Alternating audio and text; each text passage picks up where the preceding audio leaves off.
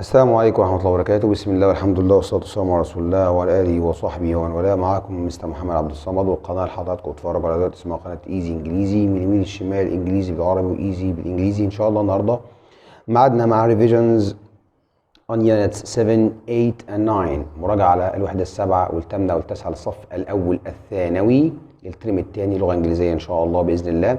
هنراجع يا جماعة مراجعة هتبقى عبارة عن questions أسئلة. الأسئلة دي خاصة بالcollocations المتلازمات اللفظية، derivatives المشتقات، language notes الملاحظات اللغوية، grammar points القواعد، تمام، synonyms والantonyms الديفينيشنز التعريفات، المترادفات، المتضادات، كل ما يخص إن شاء الله الوحدات السبعة والثامنة والتاسعة. إن شاء الله إحنا هنحل مع بعض، وهنركز برضو على أي قاعدة أو أي نقطة مهمة إن شاء الله وإحنا بنحل إن شاء الله، وهعلمكم إزاي تحلوا إن شاء الله بطريقة مختلفة شوية عن الطريقة التقليدية في الحل. طيب نبدأ على طول عشان ما نقولش مستر بيتكلم يعني وخلاص. إن شاء الله نبدأ على طول نقول بسم الله. طبعا أنا عندي أول حاجة هبدأ choose two correct answers out of the 5 options given. يعني إيه؟ هنبدأ بأسئلة اللي هي عبارة عن اختيار 2 من 5 اختيارات، هنختار إجابتين. طيب بسم الله. That bad boy used it to trick his friends. هذا الولد السيء اعتاد أن يخدع أصدقائه. trick هنا كلمة trick يا جماعة هنا means معناها similar in meaning يعني قريبة في المعنى إلى. أنا عايز طبعا synonyms مترادفتين لكلمة trick. إيه الكلمتين اللي بنفس معناهم؟ هو كلمة trick يخدع. طبعا deceive برضو يخدع، معناها يخدع، تمام. receive دي يستقبل، cheat يغش، طبعا دي تبعنا برضو cheat يغش. lead يعني يقود، help يساعد. يبقى أنا عندي الإجابتين الصحيحتين هما deceive يخدع وتشيت يغش، هما نفس معنى كلمة trick. question 2 السؤال الثاني. one of the workers أحد العمال at our school في المدرسة is very cruel قاسي. كلمة cruel قاسي opposite، خلي بالك بيقول لك هنا opposite يعني عكس in meaning to. إيه الكلمتين اللي عكسها؟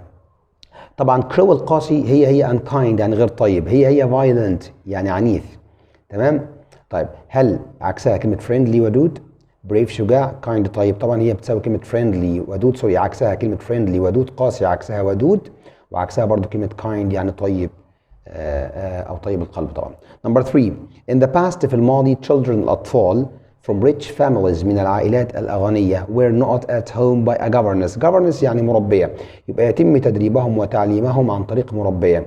طب كلمة هي يدرب سوري او يدرس او يعلم هي كلمه taught، طبعا يبقى we're taught يتم التدريس لهم، او we're instructed يتم ارشادهم، يبقى we're taught او we're instructed. كلمه instruct و taught اللي هي جايه من كلمه teach يدرس او يعلم، و instruct يعني يعطي تعليمات، نفس المعنى، تمام. طيب بعد كده عندي number 4 I think اعتقد this question السؤال ده is complex يعني يا جماعه تمام معقد، من ضمن الكلمات اللي خدناها في السينونيمز المترادفات والانتونيمز المتضادات. can be replaced by، كلمة can be replaced by يعني يمكن أن تستبدل به. لما تلاقي الكلمة دي يبقى هو عايز برضو المعنى، لما يقول لك هذه الكلمة يمكن أن تستبدل به يبقى هو برضو عايز معناها. not and not complex معقد طبعا بتساوي very difficult صعب جدا very difficult. common دي شائع منتشر طبعا لا. complicated برضو معناها معقد، وبرضو complicated تبعنا يبقى very difficult صعب جدا، و complicated معقد. reachable يعني يمكن الوصول إليه، طبعا دي عكسها تماما. و expensive يعني غالي الثمن، طبعا دي إجابات خاطئة. number 5 السؤال نمبر 5 مع حضراتكم ثانية واحدة، نظبط بس الشاشة مع حضراتكم ثانية واحدة. بسم الله. نمبر 5 السؤال بيقول you must يجب عليك clean أن تنظف the floor الأرضية of the room الخاصة بالحجرة. it's dirty إنها قذرة. dirty كلمة قذر is an antonym for، antonym يعني مضادة يا جماعة، مضادة for إيه؟ كلمة قذر طبعا عكسها كلمة إيه؟ نص كده يا ترى. uncommon غير شائع، washed يعني مغسول أو نظيف، clean نظيف، full ممتلئ، unpolluted غير ملوث. طب كلمة dirty قذر عكسها كلمة إيه؟ طبعا عكسها كلمة clean نظيف، تمام، unpolluted غير ملوث، unpolluted غير ملوث، وclean يعني نظيف، دول عكس كلمة dirty قذر. number 6 السؤال بيقول one advantage of the internet is that it has made people's lives. إحدى ميزات الإنترنت إنه جعل حياة الناس نقط sadder أحزن، simpler أبسط، longer أطول، easier أسهل، taller أطول. طبعا جعلها simpler أبسط و easier أسهل، لأن easier و simpler يعتبر نفس المعنى السهولة والبساطة. question number 7 رقم 7 I don't know أنا لا أعرف نقط the new clothes factory near my village. انا مش عارف مين اللي نقط مصنع الملابس الجديد بالقرب من قريتي. طبعا هنا ما اسمهاش كلوزس يا جماعه، اسمها كلوز، مش حاجه اسمها كلوزس، كلوز. طيب مصنع ملابس الجديد من يمتلكه؟ طبعا يمتلك، بوزيس هنا يمتلك، واونز يمتلك، باي يشتري، هاز يمتلك او لديه، سولد يعني باع. يبقى انا عندي هنا اونز يعني يمتلك، وبرده هاز معناها يمتلك. طب ليه ما خدناش بوزيس معناها يمتلك؟ خد بالك، يقول لك انا مش عارف من الذي يمتلك. الذي ده مفرد، والمفرد ياخد الفعل باضافه اس، واونز هنا اخرها اس، وهاز اخرها اس. اما بوزيس يمتلك، فعلا يمتلك، ولكن مش اخرها اس. هتقول لي يا مستر ده اخرها اس، هقول لك لا، بوزيس هنا الاس دي تبع الكلمه نفسها، المفروض كان يبقى اخرها اي اس عشان المفرد الغائب، اذا انتهى الفعل باس اضيف له اي اس، كانت تبقى بوزيسز. تمام كده؟ يبقى الاجابه الصحيحه هي اونز وهاز بمعنى يمتلك. question number 8، السؤال رقم 8 معايا حضراتكم، رقم 8 ثانيه واحده كده. مظبوط. reading القراءه، نقط our general knowledge يعني معرفتنا العامه، بتعمل ايه؟ takes بتاخذ، ولا adds to تضيف الى، وادز تضيف بس، decreases تنقص، increases تزيد. طبعا هي adds to تضيف الى المعرفه العامه اللي عندنا، or increases او تزيد، نفس المعنى. increase هي add to، يزيد او يزداد او يضيف الى. number 9، which of the programs you watched in Ramadan نقط you. رمضان، اي من البرامج اللي انت شفتها في رمضان نقط you. نقط you يعني ايه؟ هو عايز يقول عمل حاجه معاك يعني، فاجئتك مثلا. طب يفاجئ هنا thought you على thought you فكرتك، did you reminded you ذكرتك، ولا astonished you اذهلتك او دهشتك. طب كلمه astonished يعني يدهش او يذهل، تمام، في نفس معنى كلمه طبعا surprised يفاجئ، يبقى هتبقى astonished رقم A وsurprised رقم C. تمام. طب احنا بنفتكر مع بعض المفردات اللي خدناها في الترم الثاني يا جماعه اولى ثانوي، تمام كده؟ المفروض الناس تبقى مذاكره وعارفه الكلام ده كويس جدا. بعد كده question number 10، السؤال رقم 10 يا جماعه، بيقول السؤال رقم 10، our old food الطعام القديم is not to be good to eat if it doesn't smell bad. ماشي، يمكن ان يؤكل لو ريحته ما كانتش سيئه يعني، لم تكن سيئه. طبعا من المحتمل ان يؤكل، طبعا هي is likely من المحتمل، تمام، with probably، لان likely و probably معناها من المحتمل، من المحتمل. اما هنا possible معناها ممكن، دي صفه، انا عايز هنا حاجه بمعناها من المحتمل، لان هيبقى بعدها to زائد المصدر، يبقى is likely to be، تمام، with probably to be. طيب كده احنا يا جماعه خلصنا الاسئله اللي هي choose 2 out of 5 questions، اختار اجابتين من 5 اسئله. هنخش بعد كده على الاجابات، نختار اجابه واحده. يلا معايا كده. طيب السؤال الاولاني بيقول Kareem had not the present gently in silver paper before he gave it to his friend. كريم قام بنقط الهدية بلطف في ورق فضي لكي يعطيها لصديقه. يبقى عايز اقول لف، يعني ايه يلف؟ يعني يطوي حاجة جوه حاجة، اسمها طبعا wrap، الماضي منها wrapped، تمام، wrapped، قام بلف الهدية يعني. Number 12، an engineer can do many different things. المهندس يقوم بأشياء مختلفة، أو يستطيع القيام بأشياء مختلفة. نقط building bridges بناء الكباري and modern buildings وبناء المباني الحديثة. يبقى بما فيها أو يشتمل أو مشتملة على، طبعا هي كلمة including يعني متضمنة على أو بما فيها. المهندس يستطيع أن يقوم بأشياء كثيرة including مشتملة على أو بما فيها بناء الكباري والمباني الحديثة. نمبر 13 10 people at Not were injured because of the bus accident. I think the number will increase.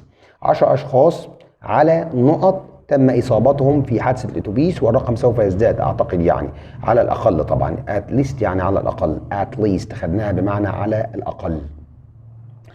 at last يعني أخيرا، at most يعني معنى معظم، هنا most، list يعني قائمة. Number 14 in the event of a fire، في حالة الحريق keep calm خليك هادي، تمام، أو ابقى هادئا and not the building quickly. وتعمل ايه المبنى اللي انت فيه بسرعة؟ طبعا تخليه، يجلي المبنى، يفرغه، يعني يسيب المبنى ويمشي زي ما بيقولوا كده، نعمل عمليه اخلاء للمبنى، يعني evacuate. تمام، evacuate يعني يخلي او يجلي او يترك المكان. تمام كده يا جماعه. move to the next question. السؤال بعد كده، السؤال بقى كده، السؤال رقم 15. طبعا يا جماعه تلاحظوا ان انا حليت هنا. هو الاول يا جماعه انا ما كنتش حل بصراحه، انا بعد ما عملت الفيديو الثاني وابتديت احل اكتشفت كده ان الساكت او السماعه مش واصله بالموبايل، فعشان كده اضطريت اعيد الفيديو من تاني. عشان كده تلاحظوا ان انا حليت هنا في اسئله هتلاقيها مش محلوله قدام شويه يعني. نبدا على رقم 15. انا هشرح ان شاء الله برضه، ما تقلقوش.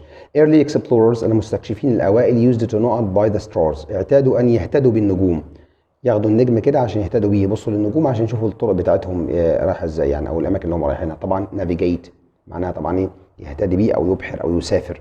خلاص، ربنا سبحانه وتعالى في القران الكريم بيقول اعوذ بالله من الشيطان الرجيم بسم الله الرحمن الرحيم وعلامات وبالنجم هم يهتدون. صدق الله العظيم. فهو هنا كانوا بيهتدوا بمين؟ بالنجوم، navigate، او بيبحر يعني او يسافر. If you have a long hair لو عندك long hair لو عندك شعر طويل you should يجب عليك أن نقط it up so no hairs will go into the food you are cooking. يجب عليك أن هو عايز يقول تربطه أو تطويه يعني أو تلفه بحيث ما يقعش في الطعام مفيش شعر يقع في الطعام. طب يعني يربط هنا tie it up طبعا tie it up طيب معنى يربط died يعني يموت طبعا تمام سوري die يعني يصبغ وداي يموت ولا يعني يقع وبتيجي بمعنى برضو يكذب. It is a duty of international organizations to give proper care to war not. إنه واجب على المنظمات الدولية أن تولي اهتمام أكثر بمين طبعا بور أورفنز يتامى الحروب الأطفال الذين يتموا بسبب إيه الحروب. نمبر 17 السؤال بيقول رقم 17 يا جماعة سوري رقم 18 the نقط we employ in our house does all the housework perfectly. الشخص اللي احنا وظفناه في المنزل يقوم بأعمال المنزل. مين بيقوم بالهاوس وورك بأعمال المنزل؟ طبعا governess المربية دي بتعلم الأطفال guest يعني ضيف host مضيف ولا servant يعني خادم. طبعا servant يعني خادم will be the correct answer هتبقى الإجابة الصحيحة. نمبر 19 it is very important to call not services if you see a fire. لو أنت شفت حريق تتصل بمين؟ طبعا تتصل بال emergency يعني الطوارئ. emergency يعني الطوارئ. Number 20 I'm going to not an IT course this month. It is essential to pass it to get the new job. هقوم بعمل كورس IT او هاخد كورس IT تكنولوجيا المعلومات information technology لانه طبعا مهم جدا للحصول على الوظيفه الجديده. طبعا من ضمن الكولوكيشنز كلمه كورس تاخد الفعل على طول do a course يقوم او ياخذ كورس او ياخذ دوره تدريبيه. برافو عليكم جدا. question number 21 السؤال رقم 21 مع حضراتكم ثانيه واحده تمام كده تمام. 21 يا جماعه بيقول you mustn't لا يجب عليك eat food ان تاكل الطعام that has not on the ground على الارض. طبعا اللي سقط على الارض يعني كلمه سقط هنا في الاربع كلمات دول طبعا هي falling التصريف الثالث من مين؟ من fall الماضي منها fell التصريف الثالث fallen. when we freeze food عندما نجمد الطعام we نقط bacteria on it بنعمل البكتيريا. طبعا we kill bacteria بنقتل البكتيريا. عند تجميد الطعام بيحصل البكتيريا بتموت يعني بنقتلها. Question number 23 Not is the practice of keeping yourself and the things around you clean in order to prevent diseases. طبعا ضمن التعريفات يا جماعة ايه هو اللي بنعمله لكي نحافظ على النظافة الشخصية بتاعتنا؟ طبعا بنسميها hygiene على طول. تمام hygiene. 24 People الناس with long not and other respiratory and heart diseases may be more seriously affected by this chest disease. الناس اللي عندهم عايز اقول حساسيه في الرئه او امراض قلب او امراض جهاز تنفسي بيتاثروا بهذا المرض الصدري. تمام. طيب يعني ايه يا جماعه حساسيه في الرئتين؟ يبقى طبعا حساسيه يعني allergies معناها حساسيه. نمبر 25 the نقط that I don't like too much reading online is that it gives me headache. هو عاوز يقول السبب الرئيسي اللي بيخليه ما بحبش القراءه على الانترنت انها بتديني صداع او بتعمل لي صداع. طيب يبقى سبب يعني يا جماعه طبعا سبب يعني reason. سبب يعني خليكم معايا ثانيه واحده حضراتكم بس نظبط الورقه معلش انا اسف. السبب طبعا يعني هنا reason. طيب وفي حاجه كمان عايزكم تاخدوا بالكم منها ان the reason that تتبع بجمله كامله. السبب الذي تتبع بجمله. فين الجمله؟ الفاعل I والفعل don't like فعل منفي في زمن المضارع البسيط. طيب نمبر 26 يبقى الاجابه هتبقى reason. Our teacher المدرس gave us اعطانا some important tips بعض النصائح to هنعمل ايه النصائح؟ to flow يتدفق allow نسمح fetch يحضر. لا طبعا النصائح بنقول tips to follow نصائح للاتباع. follow يعني يتبع او نتبعها يعني. 27 my brother اخويا had an accident حصلت له حادثه he returned home ورجع البيت with a knot around his arm حوالين ايده. واحد لما بتحصل له حادثه بيحط ايه على ايده؟ طبعا bandage ضماده باندج او ضماده يا جماعه اللي الحاجه بتتحط على الايد الشريط اللي بنلفه على الايد ده عند الاصابه باصابه معينه. 28 I prefer انا افضل. من اول هنا يا جماعه ابتدى الفيديو بقى ايه الفيديو اللي هي خاص بالجمل اللي مش محلوله هحلها معاكم على طول. تمام. واحنا قلنا اللي حصل ده معلش يعني الجمل محلوله عشان انا عملت الفيديو واكتشفت ان السماعه ما كانتش واصله بالموبايل يعني. طيب 28 I prefer using a pen أفضل استخدام القلم الحبر and paper ورق to note notes يعني يدون ملاحظات. طبعا make notes وممكن طبعا تاخد take notes من ضمن الكولوكيشنز. طبعا make notes يدون ملاحظات. question number 29 السؤال رقم 29 ثانية واحدة حضراتكم معايا كده ثانية واحدة عشان جبنا كل الأسئلة بالمرة كده. 29 the building المبنى was on not but people were evacuated safely. المبنى كان نقط فيه والناس تم إخلاؤها أو إخلاء المكان يعني بطريقة آمنة. يبقى لما بيكون فيه طبعا fire وأساسا fire تاخد on fire يعني مشتعلة فيه النار on fire. 30 نقط could work in forests or even jungles to study different trees and plants and to help find ways to protect the environment. مين الشخص الذي يعمل في الغابات والأدغال ويدرس الأشجار والنباتات المختلفة تمام ويساعد في إيجاد طرق لحماية البيئة؟ ده بنسميه طبعا بوتانستس علماء النبات. بوتانستس يعني علماء مين؟ النبات. طبعا زولوجيستس علماء طبعا الحدائق أو علماء اللي هو الخاص بالحيوانات يعني كلمة زولوجيست تمام علم الحدائق أو علم حيوانات الحدائق تمام. archaeologists علماء الآثار. geologists اللي هو علماء الأرض أو علماء البيئة الخاصين اللي بيدرسوا طبعا البراكين والحفريات وكده. botanists علماء النبات. آخر سؤال عندي هنا في الصفحة دي بيقول scientists علماء are always trying to find a نقط بيحاولوا يجدوا نقط for every new disease لكل مرض. بيحاولوا يلاقوا ايه لكل مرض يا جماعة؟ note ولا بيحاولوا يلاقوا care ولا cure ولا healing؟ طبعا بيحاولوا يلاقوا علاج يعني طبعا cure يعني علاج لكل مرض. طبعا دي إجابة رقم كام؟ رقم سي يا جماعة. move to the next questions. السؤال اللي بعد كده الأسئلة يا جماعة بعد كده تبقى أسئلة خاصة بالجرامر بوينتس القواعد سواء هنتكلم عن if conditionals حالات if اللي شرحناها قبل كده في فيديو أو هنتكلم عن بعض الكلمات زي must و should واستخداماتهم داخل الجملة يعني. طيب أولا هنا بيقول لي if you throw a piece of rock into the river لو أنت رميت قطعة من الصخر في المية it. طبعا يا جماعة الحالة الصفرية ليه ده؟ لو أنت وضعت صخرة في المية أو في النهر يحصل لها تغوص. دي حقائق علمية بتعبر عن حقائق علمية. هتبقى مضارع بسيط اللي هو هنا الفعل في المصدر مع يو الناحية التانية مضارع بسيط. هنا it الفعل في المصدر الفعل في المضارع البسيط مع it بيتكون بإضافة اس أو اس أو اس للفعل. يبقى تبقى الإجابة صحيحة طبعا sinks it sinks بيغوص. حقيقة علمية حالة صفرية. بعد كده I found the gold watch أنا وجدت الساعة الذهبية that I not last Friday اللي أنا نقط الجمعة اللي فاتت. وجدت الساعة اللي أنا نقط الجمعة اللي فاتت.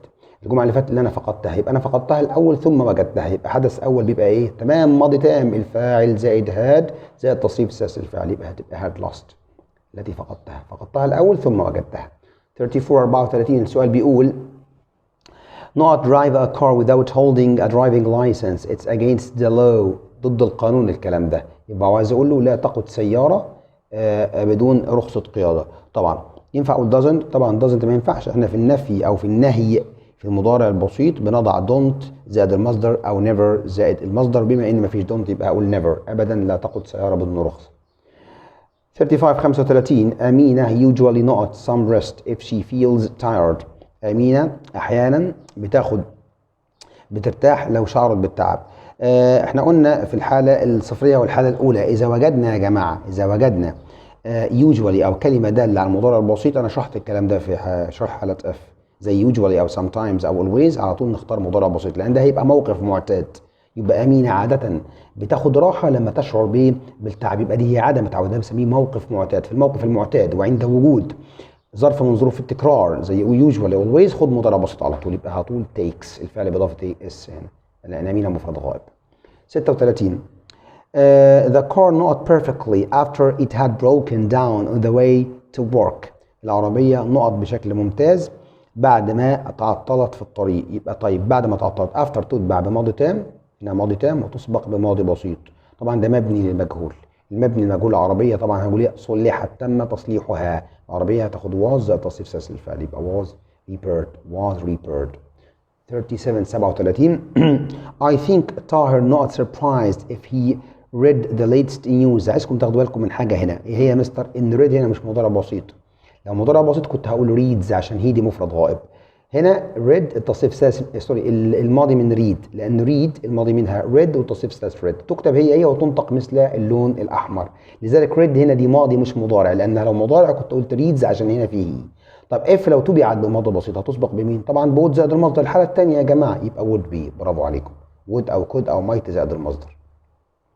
38 نقط بارك هير اتس نوت allowed من غير مسموح ليك انك تركن هنا. كلمه نوت allowed غير مسموح يبقى على طول بتساوي مين؟ تمام mustn't ممنوع لا يجب عليك. ممتاز جدا mustn't. نمبر 39 طبعا احنا يا جماعه بنحل وفي نفس الوقت براجع معاكم على القواعد تمام كده.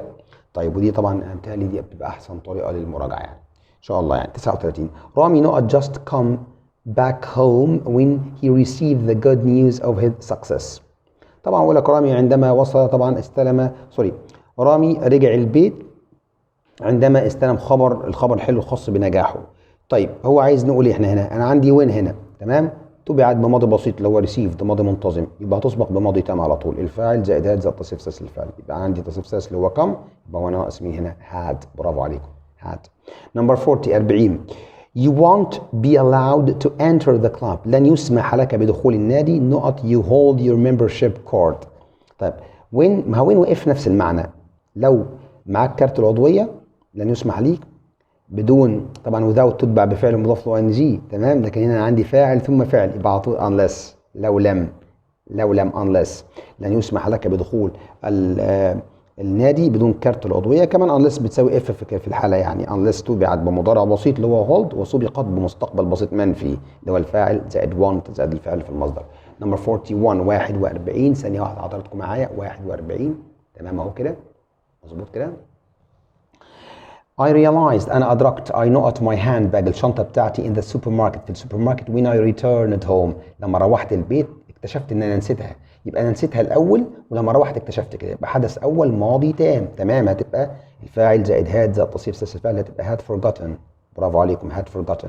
42 I noted in France in 2020 في عام 2020. طيب 2020 طبعا in وسنة ماضية كلمة دالة على زمن الماضي، يبقى إيه يا جماعة؟ طبعا I stayed مكثت في فرنسا في عام 2020. إن سنة ماضية يبقى كلمة دالة على زمن الماضي، يبقى أنا عايز فعل ماضي، وطبعا stay فعل ماضي منتظم يبقى يضاف له إيدي على طول. 43 السؤال بيقول يا جماعة if I not enough money I wouldn't be able to spend the summer holidays in Hurghada. لو أنا نقط فلوس كفاية تمام، أو لو أنا فلوس كفاية لن أكون قادرا على قضاء الأجازة الصيف أو أجازات الصيف في الغردقة. طيب أنا عندي هنا would والمصدر أو wouldn't والمصدر تمام، يبقى دي الحاله الثانيه، يبقى اف هتتبع بايه؟ بماضي بسيط. الماضي البسيط ممكن يكون طبعا يا جماعه مثبت او منفي. واحد يقول لي طب ما ممكن اقول if I had enough money. طب تعال نشوف كده الجمله بتقول ايه. لو انا حطيت هاد هقول ايه؟ لو انا كان عندي فلوس كفايه لن اكون قادرا على قضاء اجازه الصيف في الغردقه. لا ده لو انا مش عندي فلوس كفايه مش هعرف اقضي الاجازه في الغردقه. طب مش عندي يعني ايه؟ تمام، الفاعل زائد didn't زائد المصدر ماضي بسيط منفي، يبقى if I didn't have. ممتاز جدا. if I didn't have. يبقى لو في تشابه في القاعده المعنى هو اللي بيحكمني ان انا اختار الاجابه الصح. طبعا don't have دي مضارع بسيط منفي هستبعدها، have دي مضارع بسيط مثبت برضه هستبعدها. انا عايز ماضي بسيط، خدنا ماضي بسيط منفي لان الجمله بتتحتم علينا ناخدها. مش لو مش معايا فلوس كفايه مش هقدر اقضي الاجازه بتاعتي في الغردقه. 44 I had contacted تامر، اتصلت بتامر before طبعا ماضي تام ثم before يبقى على طول ثم ماضي ايه؟ ماضي بسيط. طيب طب ما ماضي بسيط يبقى اختار visited. لا مش هينفع عشان ما فيش فاعل. احنا قلنا لو فاكرين after before يتبع بايه لو ما فيش فاعل؟ يتبع تمام بجيرند فعل مضاف له ing before visiting him قبل زيارته. اما لو هنا في I او هي او اي فاعل كنت هختار على طول الماضي البسيط، لكن انا اخترت ing لعدم وجود فاعل بعد before او after لو كانت موجوده كمان. نمبر 45 if a piece of iron لو قطعه من المعدن نقط in the open air في الهواء الطلق it rusts تصدأ. هو عايز يقول لو في قطعه من المعدن تركت في الهواء الطلق هيحصل لها صدأ، هتصدي يعني. طب راستس دي مضارع بسيط، واللي انا بقوله ده حقيقه يا جماعه جنرال فاكتس، حقيقه عامه وحقائق علميه، ان قطعه الحديد لو تركناها في الهواء الطلق كده يحصل لها صدأ. طب يبقى مضارع بسيط مضارع بسيط. طب فين المضارع البسيط هنا؟ قطعه المعدن دي يا جماعه او قطعه من الحديد دي مفعول به، يبقى هو عايز مضارع بسيط بس عايز باسيف مبني للمجهول، مفعول به زائد از او ار زائد تصريف ثالث للفعل. وبما ان قطعه الحديد دي مفرد يبقى از والتصريف الثالث من ليف ليفت يبقى از ليفت. يبقى لو تركت قطعه الحديد في الهواء الطلق سوف تصدأ. 46 رقم 46 معايا حضراتكم تمام. السؤال رقم 46 بيقول يا جماعه جمال تمام طبعا بيكلم المدرس بتاعه بيقول له what do you advise me to do to understand the passive voice well. بما تنصحني لكي افهم المبني المجهول بشكل جيد. teacher المدرس قال له you not revise tenses again. نقط عليك انك تراجع الازمنه مره اخرى. it's highly recommended من الموصى به. يبقى طبعا هو بينصحه هنا هيقول له ايه؟ طبعا you should طبعا دي نصيحه عامه you should ينبغي عليك. ما دي طبعا ربما دي انت مش محتاج. واوت طبعا لا، شود اقوى في النصيحه من اوت، النصيحه العامه. 47 47 وطبعا اوت ممكن اقول اوت تو. طيب if you feel the car brakes aren't okay، لو انت طبعا المكابح اللي هي الفرامل يعني بتاعت العربيه، لو انت حسيت ان هي مش تمام يعني don't move the car، لا تحرك السياره and not your mechanic at once. don't move طبعا يبقى انا عندي هنا اف مضارع بسيط ثم فعل امر، بس فعل امر ايه هنا نسميه نهي بقى لان don't زاد المصدر. لا تحرك السياره وعايز اقول واتصل، واتصل and طبعا call جمله امريه يعني، يبقى اف مضارع بسيط الناحيه الثانيه جمله امريه لانها سبقت بامر يا جماعه. هو بيقول له لو انت حسيت الفرامل العربيه مش تمام don't move the car، لا تحرك السياره وايه بقى، يبقى انا عايز فعل امر برضه واتصل بالميكانيكي حالا يعني، يبقى call جمله امريه مضارع بسيط ثم جمله امريه. انا اخر واحده هنا في الصفحه دي نمبر 48 48 بيقول ايه هنا 48 يا جماعه مع حضراتكم، معلش انا بظبط خلاص كده.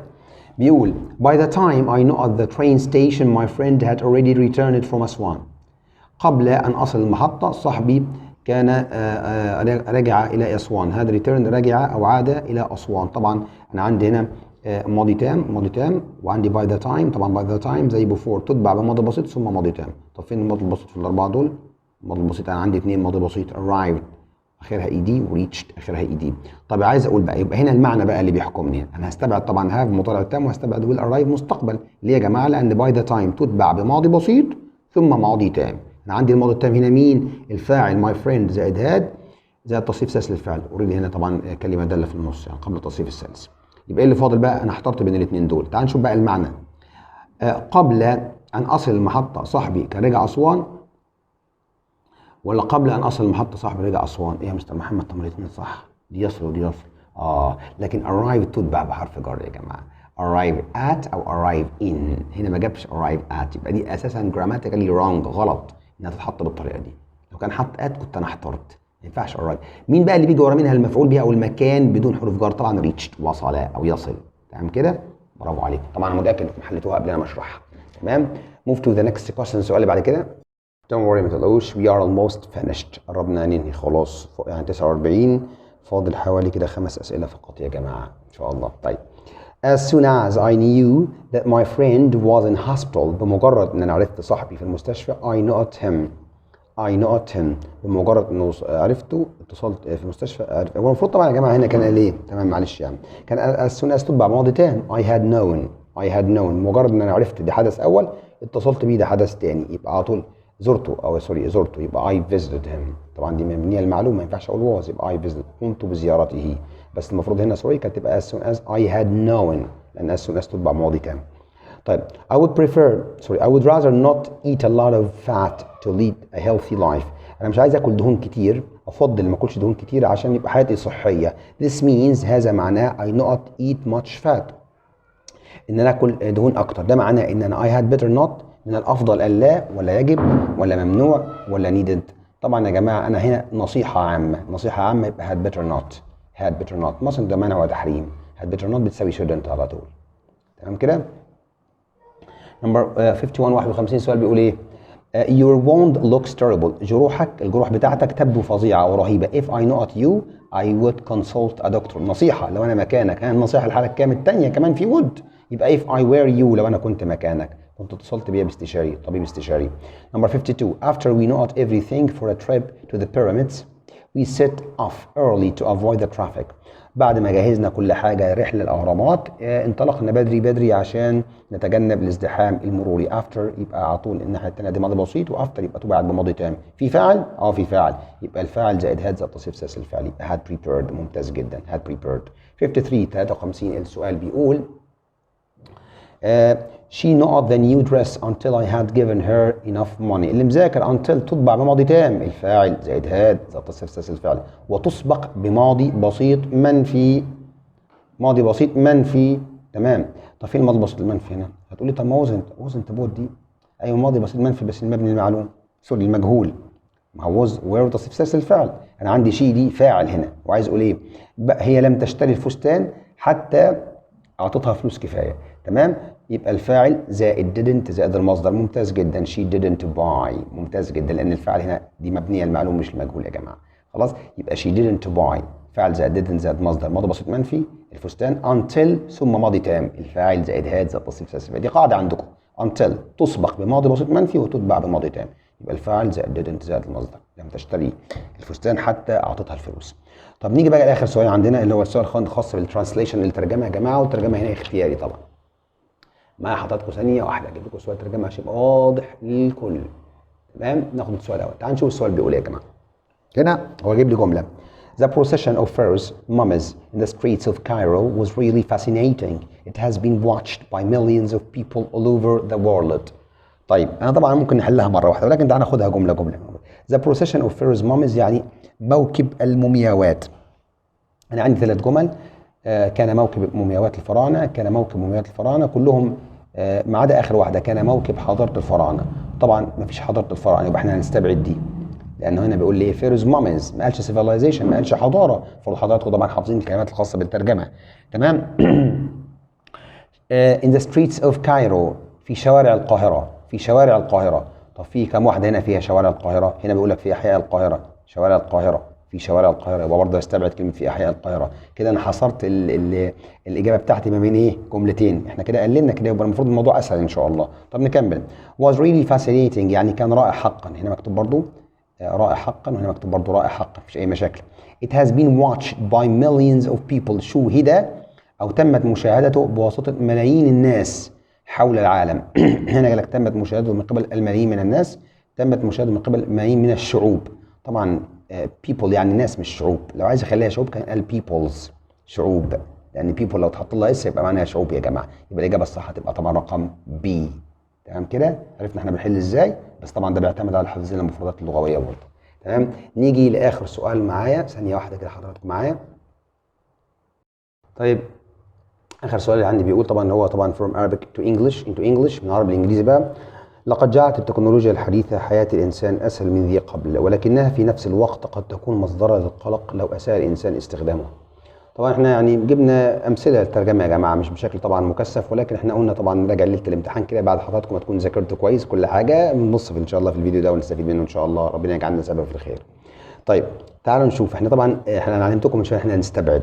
طب هنا بيقول لك لقد جعلت التكنولوجيا الحديثة حياة الإنسان أسهل من ذي قبل. Modern technology has made human life harder than before. طبعا هو لك harder اصعب من ذي قبل. هو بيقول هنا اسهل يبقى طبعا دي هستبعدها. تمام خالص هو ريحنا من اول واحده كده. تمام. Modern technology has made human life easier تمام than before يبقى دي تبعنا اسهل من قبل. وبرده نفس الكلام life easier than before اسهل من قبل تمام خالص رقم دي. Modern technology has made human life easier than before برده تمام خالص يبقى الثلاثه دول كلهم بيقولوا اسهل من ذي قبل. طب نكمل الثانيه كده. قال لك ولكنها في نفس الوقت قد تكون مصدر للقلق. But at the same time it may be a waste of time. كلمة a waste of time يعني مضيعة للوقت. هو قال ايه؟ ما قالش مضيعة للوقت قال مصدر للقلق. يبقى برضو رقم بي دي مش تبعنا. فاضل مين؟ فاضل سي وفاضل دي. نكمل. نبدأ من تحت الأول. Modern technology قلناها دي خالص. But at the same time في نفس الوقت it may be ربما تكون a source of anxiety مصدر اللي هي للقلق. If a person لو الشخص spends too much money for it أنفق عليها الكثير من المال. هنا بيقول مصدر القلق لو أساء الإنسان استخدامها. هنا بيقول لي يعني لو أنفق عليها الكثير من المال يبقى طبعا هنا كده في غلط. ما هو يبقى الغلط يا جماعة في كلمة واتنين هو بيحاول يغلطني. تعال نشوف برضو آخر واحدة هي طبعا هتبقى الإجابة الصح رقم سي بس تعال نشوف الكلام ده مطابق ولا لأ. بيقول إيه هنا؟ Modern technology has made human life easier than before. هي لقد جعلت التكنولوجيا الحديثة حياة الإنسان أسهل من ذي قبل. نكمل كده. But at the same time ولكنها في نفس الوقت it may be a source of anxiety ربما تكون أو قد تكون مصدر القلق. هي anxiety يعني قلق. If a person misuses it لو الشخص أساء استخدام. كلمة misuse يعني يسيء استخدام. لو الشخص أساء استخدامها لو أساء الإنسان استخدامها هي نفس يبقى الإجابة الصح هتبقى رقم سي. طبعا يا جماعة أنا ممكن موضوع الترجمة ده أديكم فيه يعني بس مش يعني لو فضلوا رأيكم في التعليقات في الأجازة إن شاء الله كورس إزاي أتعامل مع التشوز الاختيار الخاص بالترجمة بكل سهولة إن شاء الله. أتمنى التوفيق للجميع. لو عجبك الفيديو هتعمل سبسكريبشن في القناة وتفعل زر الجرس وشير ايفري وير. سبحانك اللهم وبحمدك نشهد أن لا إله إلا أنت نستغفرك ونتوب إليك. السلام عليكم ورحمة الله وبركاته.